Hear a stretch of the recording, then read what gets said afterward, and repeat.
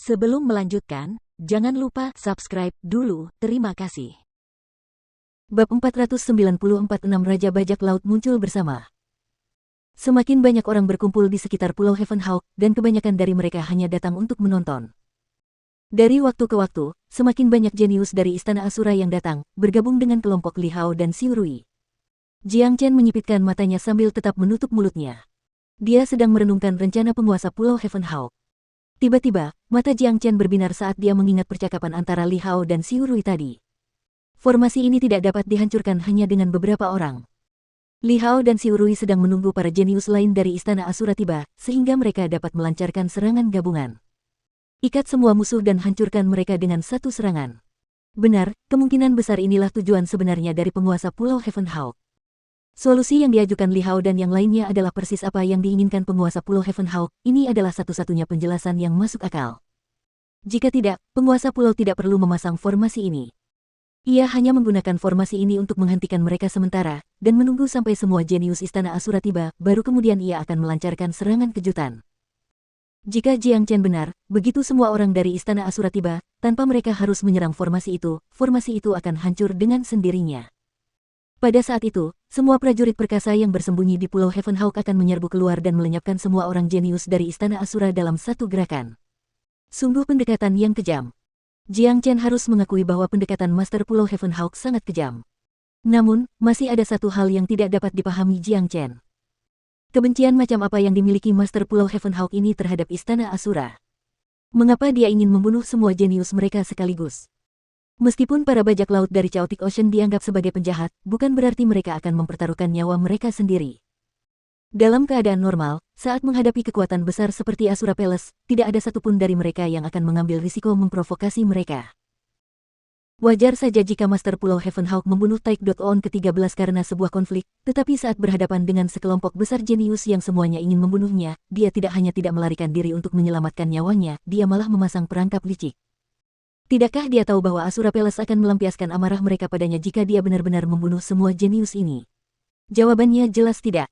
Kecuali kalau Master Pulau Heavenhawk itu idiot, pasti ada alasan di baliknya. Jiang Chen sedikit memiringkan kepalanya ke atas, diam-diam menatap Pulau Heavenhawk, menunggu perubahan mendadak apapun. Begitu semua orang kita ada di sini, kita akan hancurkan formasi pertahanan ini. Setelah itu, aku akan memberi pelajaran yang bagus kepada elang sialan itu. Seorang jenius yang baru tiba di Istana Asura mendengus dingin, menunjukkan sikap yang sangat arogan. Lebih banyak orang berkumpul untuk menonton, dan lebih banyak jenius dari Istana Asura juga tiba. 1 jam kemudian, 13 jenius dari Istana Asura telah tiba, dan termasuk Tan Lang, ada 14 dari mereka. Sebagian besar dari kita ada di sini. Semuanya, bersiap. Lakukan apa yang telah kita sepakati, hancurkan formasi ini dengan satu serangan gabungan.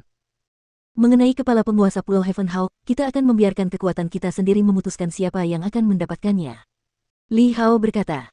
Setelah itu, Li Dong menoleh ke Tan Lang. Dengan suara dingin, dia bertanya, Tan Lang, apa pendapatmu? Tentu saja aku akan menyerang bersamamu. Tan Lang melangkah maju. Dia harus tampil menonjol saat ini, karena jika dia tidak mengerahkan kekuatannya, itu sama saja dengan dia melepaskan kesempatan untuk bertarung demi menjadi Taik.on ke-13. Selain itu, setelah masalah ini terselesaikan, semua murid seniornya pasti akan mengganggunya. Chen kecil, ayo kita serang juga. Big Yellow sangat bersemangat untuk mengaduk-aduk keadaan. Apa terburu-buru? Mari kita perhatikan situasi saat ini. Kata Jiang Chen. Tuan Muda Jiang, haruskah kita menyerang juga? Huo Wei bertanya. Dia, Changqing dan murid perempuan itu merasa bahwa mereka sama sekali tidak berguna di sini, di lautan kekacauan. Biar aku beri saran. Sebaiknya kau berbaur dengan orang-orang di sana, dan berpura-pura kau di sini hanya untuk menonton pertunjukan. Kalau tidak, kemungkinan besar kau akan menghadapi situasi yang mengancam jiwa nanti. Jiang Chen mengingatkan mereka dengan ramah. Dia tahu ada yang mencurigakan hari ini, dan dengan kekuatan ketiganya, bergabung dalam pertempuran tidak ada bedanya dengan bunuh diri. Di medan perang yang penuh dengan raja tempur, keberadaan apapun di bawah alam itu kemungkinan besar akan mati. Ketiganya saling memandang sebentar sebelum akhirnya menganggukkan kepala. Mereka merasa bahwa kata-kata Jiang Chen benar, dan mereka sangat menyadari kekuatan mereka sendiri. Karena itu, ketiganya berbalik dan meninggalkan medan perang. Semuanya, ayo kita mulai. Aku butuh kalian semua untuk menyerang dengan seluruh kekuatan kalian, kita harus menghancurkan formasi terkutuk ini dengan satu serangan. Xiu Rui berteriak pada kelompok itu. Namun, sebuah adegan yang membuat semua orang terkejut terungkap. Sebelum kelompok itu sempat menyerang, perisai seperti kristal itu menghilang begitu saja tanpa jejak. Formasi yang melindungi Pulau Heavenhawk telah lenyap, seolah-olah tidak pernah ada di sana sebelumnya. Apa? Kelompok itu berteriak kaget. Mereka tidak sendirian, bahkan semua penonton terkejut dengan ini. Tidak seorang pun tahu apa yang sedang direncanakan oleh Pulau Heavenhawk, karena mereka benar-benar menyingkirkan formasi pertahanan mereka pada saat yang paling kritis ini. Mungkinkah penguasa Pulau Heavenhawk tahu bahwa ia tidak dapat melarikan diri dari kematian, jadi ia menyerah untuk bertahan? Tidak seorang pun punya petunjuk, tetapi seorang pria mampu mempertahankan ekspresi tenang yang sama, Jiang Chen. Situasi telah membuktikan tebakannya. Selanjutnya, pertunjukan yang sebenarnya akan terungkap. Haha, Master Pulau Heavenhawk, aku tidak menyangka kau begitu sadar diri. Jadi, kau tahu bahwa kau tidak bisa lolos dari kematian hari ini, dan karena itu menyerah untuk bertahan. Kalau begitu, tunjukkan dirimu dengan cepat dan hadapi kematianmu. Li Hao tertawa terbahak-bahak sambil berteriak ke arah Pulau Heavenhawk. Suaranya seperti guntur yang tiba-tiba, dan bergema di seluruh langit di atas pulau itu, memastikan bahwa semua orang dapat mendengarnya, keras dan jelas. Begitukah? Kita tidak yakin siapa yang akan menghadapi kematian. Para jenius Istana Asura, karena kalian semua ada di sini, jangan pernah berpikir kalian bisa pergi lagi. Suara yang sangat tajam bergema di udara.